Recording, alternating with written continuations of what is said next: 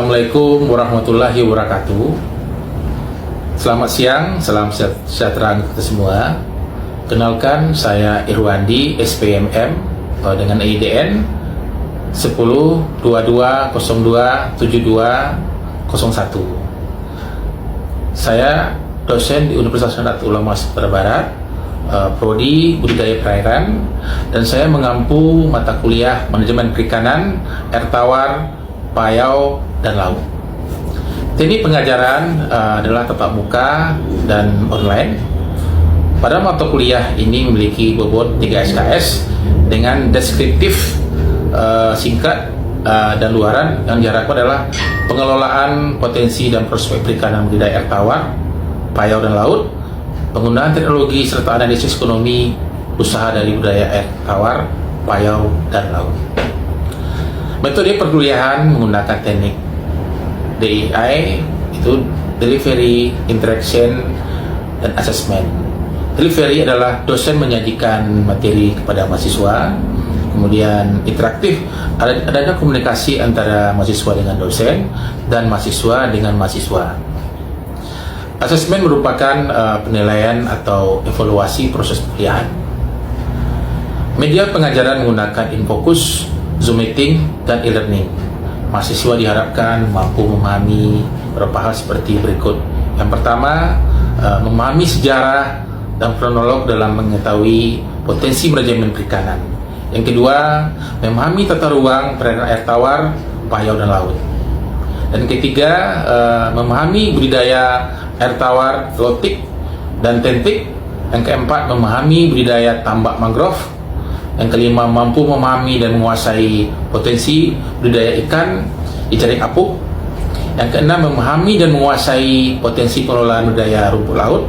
Yang ketujuh, mampu menjelaskan potensi dan pengelolaan budidaya teripang. Dan yang kedelapan, memahami dan menguasai potensi dan pengelolaan hatchery. Untuk bisa mencapai kemampuan tersebut, mahasiswa diberikan materi pembelajaran sebanyak 14 kali pertemuan, 1 kali UTS, dan 1 kali UHAS. Pertemuan dilakukan secara langsung tatap muka. Pertama, topik sejarah, prolog, dan potensi lahan. Yang kedua, tata ruang perairan air tawar, payau, dan laut. Yang ketiga, potensi budidaya air tawar, lotik, dan lentik. Keempat, potensi tambak udang dan kepiting. Keempat, biologi ikan. Kemudian persyaratan lokasi dan teknis KJA, serta pemeliharaan budidaya dan pemanenan. Kelima, budidaya rumput laut, persyaratan lokasi dan teknis KJA, serta pemeliharaan budidaya dan pemanenan. Keenam, biologi teripang, persyaratan lokasi dan teknis KJA, serta pemeliharaan budidaya dan pemanenan. Dan ketujuh,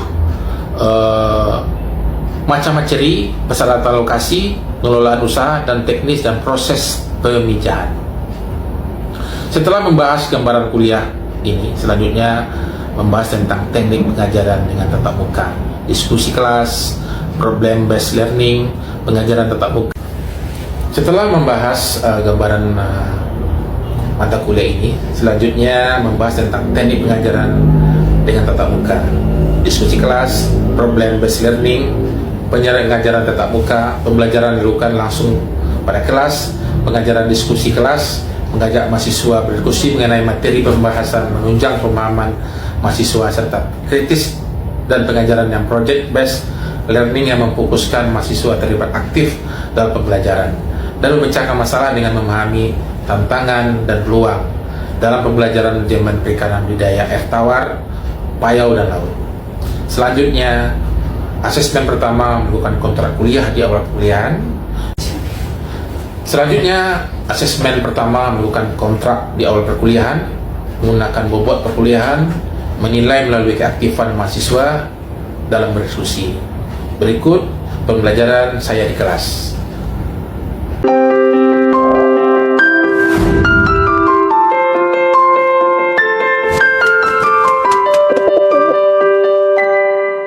Assalamualaikum warahmatullahi wabarakatuh. Waalaikumsalam warahmatullahi wabarakatuh. Siang. Bagaimana keadaannya anak-anak sekalian? Jadi kemarin kita mata kuliah kita adalah pendidikan lele. Jadi hari ini kita masuk mata kuliah ke-11 itu budidaya ikan kerapu.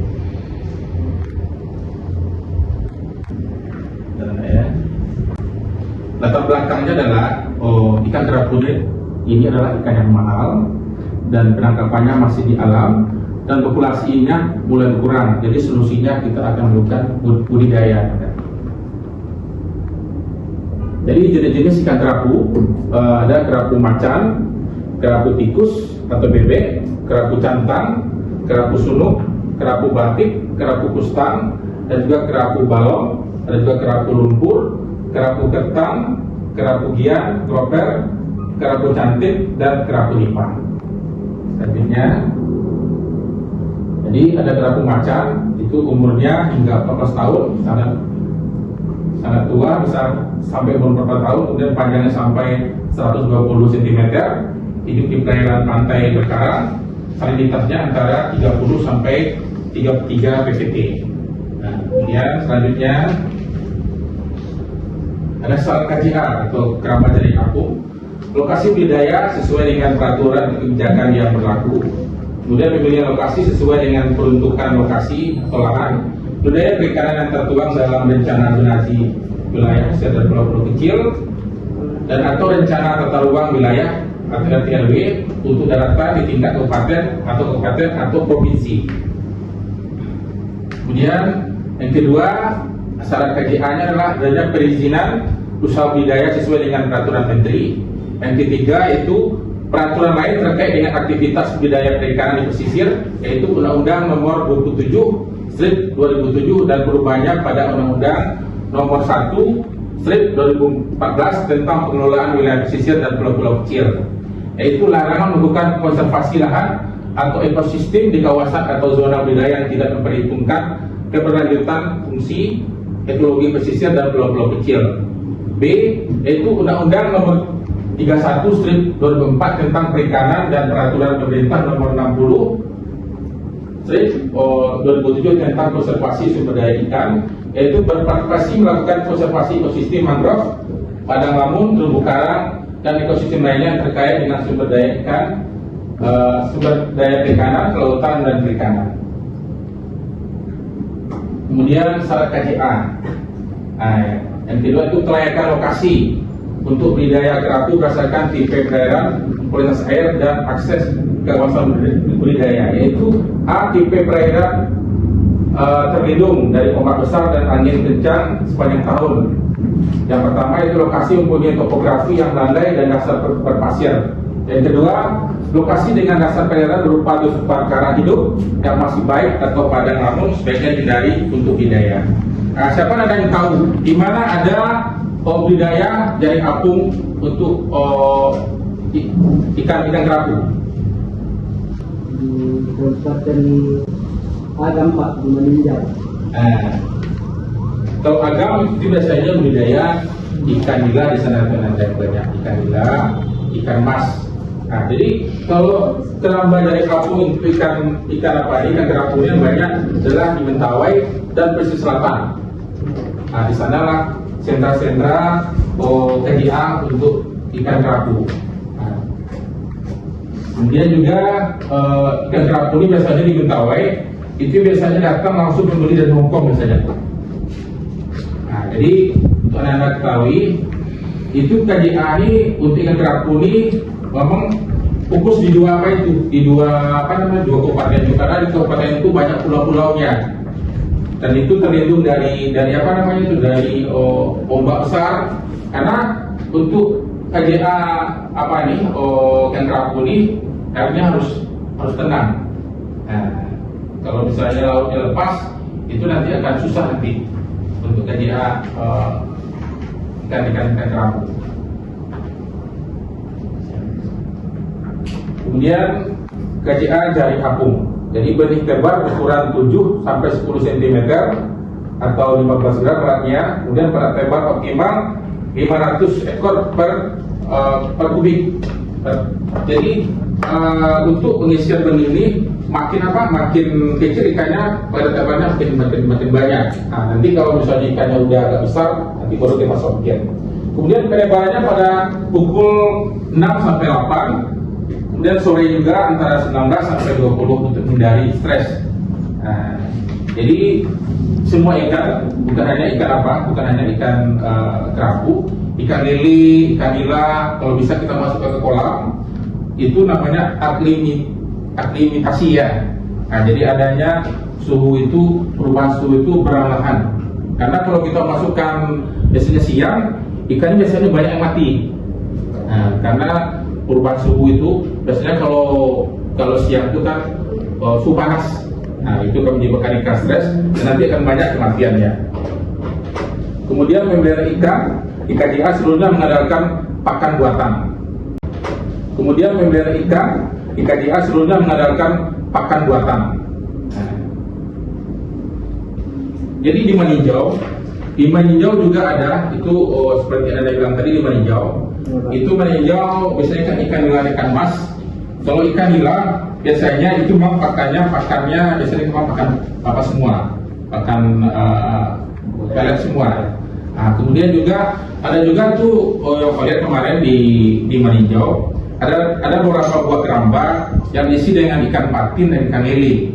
Jadi nanti kalau ada yang mati ikan di dalam keramba, nanti itu dimasukkan ke kolam patin atau lele. Jadi kalau misalnya mengurangi biaya operasional. Nah, karena ikan patin, ikan lele ini terlebih ikan lele adalah ikan karnivora. Nah, kemudian juga Pak tanyakan, kenapa di Maninjau sekarang banyak terjadi kematian ikan? Ada yang tahu? Tubuh belerang ya Pak ya. Nah, jadi coba Pak tanya, apa menyebabkan adanya tubuh belerang atau ada kematian kematian ikan? Nah, coba lagi Anda. Nah, jadi yang menyebabkan di Maninjau itu banyak kematian ikan atau tubuh belerang. Itu sebenarnya Bapak lihat juga dipengaruhi juga oleh faktor kelebihan pakan.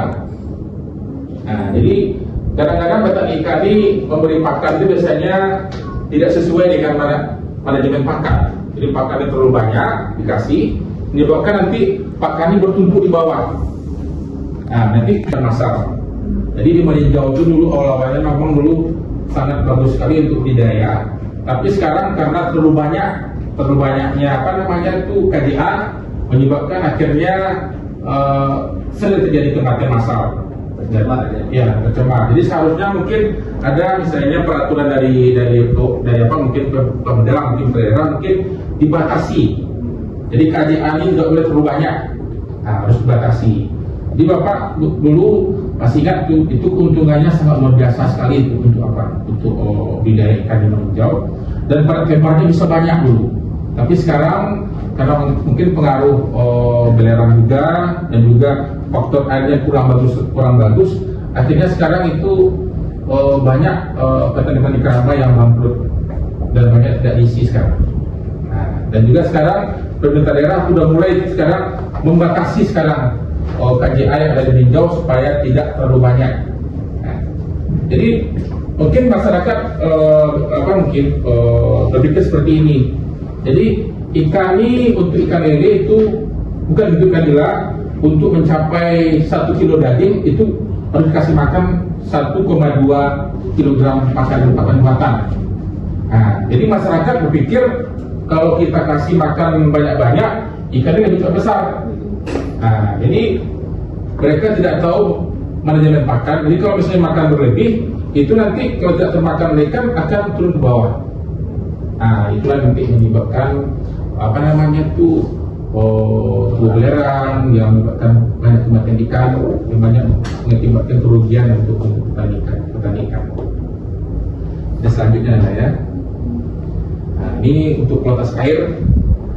Jadi suhunya 24 sampai 31 derajat Celcius, dan salinitasnya 30 sampai 33 ppt, kemudian DO 3,5 ppm, pH-nya 7,8 sampai 8.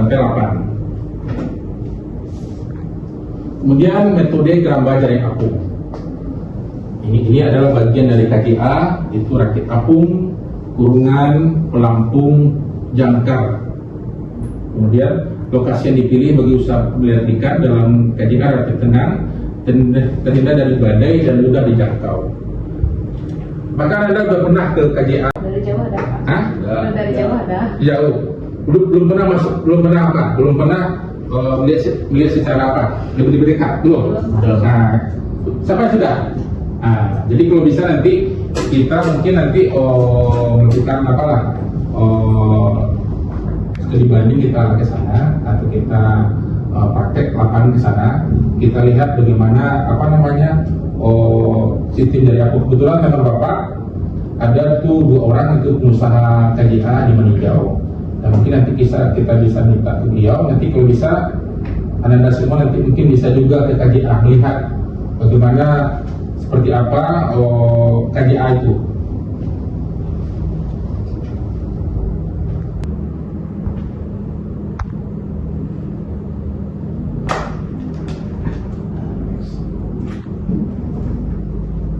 Ini perkembangan benihnya ada. Jadi benih disebar pada jaring dengan ukuran 1x1, dengan padat lebar 200 ekor. Ini udah agak besar ikannya. Kemudian setelah pemeliharaan berlangsung lebih 1 bulan, dapat dilakukan grading untuk mengelompokkan ikan sesuai dengan ukuran tubuhnya. Ini dilakukan penyortiran. Kemudian ukuran ikan yang telah mencapai ukuran 100 gram dipindahkan ke jaring ukuran 3x3. Nah, kemudian dengan mesh size 3x4 dengan padat lebar 450. Tahu ada arti mesh nih? Nah, mesh ini adalah lubang dalam jaring. Nah, itu 3/4 namanya. Nah, itu jadi untuk budidaya ini kita harus menyesuaikan meshnya. Ukuran ikan kita itu ukuran berapa besarnya.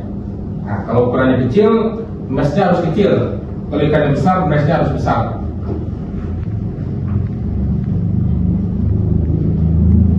Nah, ini Bapak ingin bercerita sedikit kepada Anda semua. Siapa di sini yang udah mulai usaha ikan nih? Atau di rumahnya ada usaha ikan?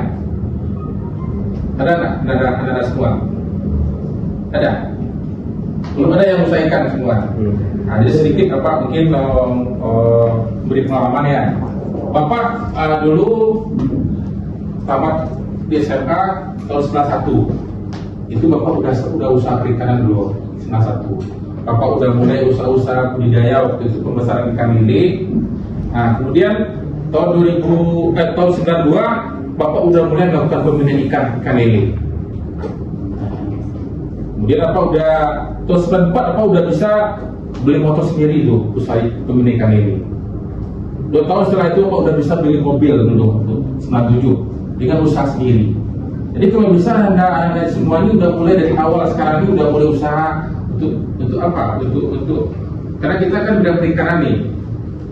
Nah, jadi memang anak-anak ini harus apa? Harus mulai usaha di dalam perikanan. Kalau menunggu tamat anak-anak nanti baru mulai usaha kan agak susah.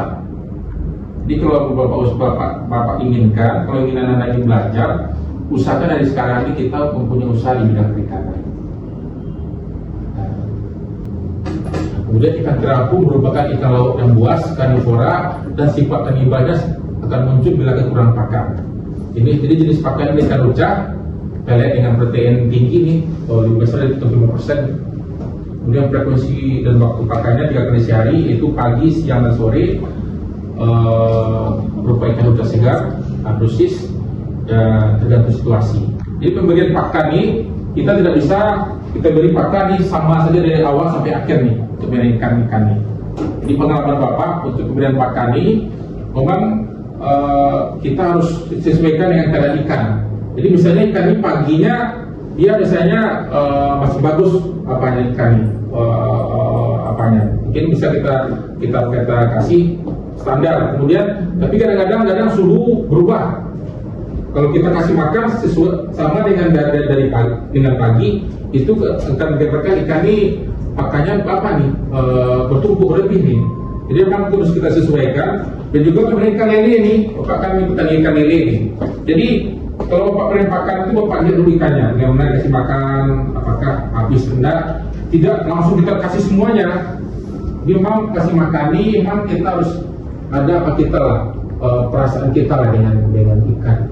Apakah ikannya udah kenyang atau masih lapar? Kita sesuaikan yang keadaan mereka di saat itu. Jadi tidak bisa kita kasih makan.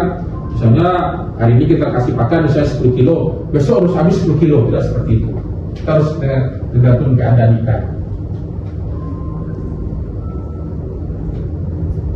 Kemudian hama dan penyakit, ada jamur, bakteri, dan juga burung predator. Kemudian adanya solusi hama dan penyakit, kemudian multivitamin. Nah, jadi yang biasa Bapak pakai ini kalau ikan Bapak sakit, ikan lele, ikan nila, ikan apa, biasanya betul dulu nih. Ini paling bagus biasanya nih, Bapak kasih biasanya ini untuk ikan lele, nila, gurami, dan ikan mas. Dan juga vitamin C kita campur ke pakan, dan juga multivitamin juga kita campur ke dalam pakan. Ini mungkin kita diskusi ya Anda ya, mungkin kalau memang ada seperti apa yang ada kurang ngerti, mungkin bisa ada pertanyaan, tanyakan ke Bapak mungkin. Silakan, siapa dulu yang mau bertanya Anda? Silakan Anda.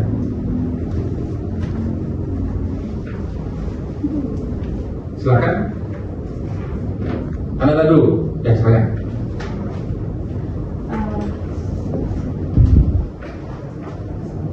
Izin bertanya Pak, di mana kita bisa mendapatkan benih ikan kerapu Pak? Ya, jadi kemarin siapa yang kemarin ada Ananda yang pergi studi banding ke apa kemarin ke Lampung dan Jakarta, ada? Siapa? Gak ada yang pergi ke Lampung kemarin. Jadi untuk benih kerapu ini bisa kita dapatkan kebanyakan itu di Lampung, Ananda. Di Lampung, kemudian di Lampung, dan juga di Bali.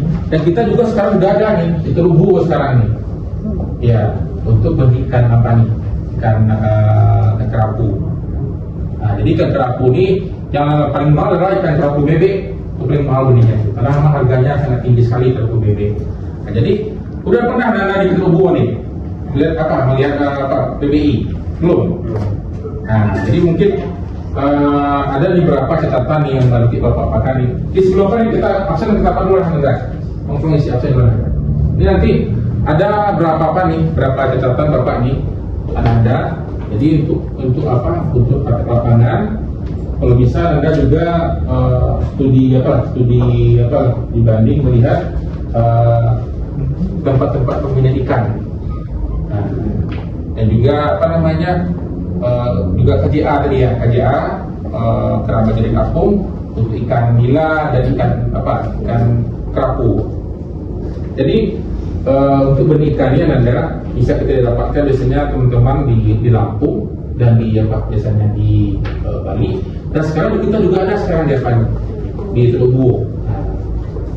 Mudah-mudahan sekarang Telubu masih produksi, karena memang untuk wilayah wilayah Sumatera Barat sekarang kan untuk kerapu sudah mulai berkembang, dan sekarang benihnya sudah diusahakan di Telubu.